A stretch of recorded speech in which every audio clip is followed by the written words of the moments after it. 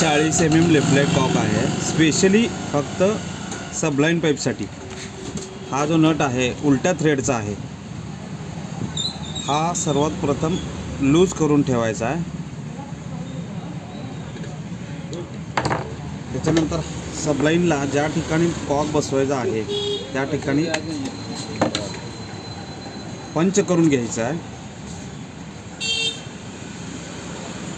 त्यानंतर हा जो लेफ्ट लाईट कॉक आहे, हा जो भाग आहे खाचवाला सर्वात प्रथम त्या होलमध्ये टाकून फक्त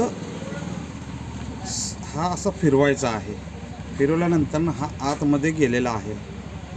नंतर त्याच्यानंतर हा उलटा थ्रेडचा नट जो आहे तो टाईट करून घ्यायचा आहे।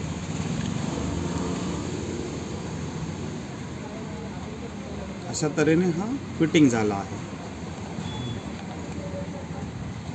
ओढून दाखवा मग, त्या साईडने दाखवा, त्या साईड। ओके।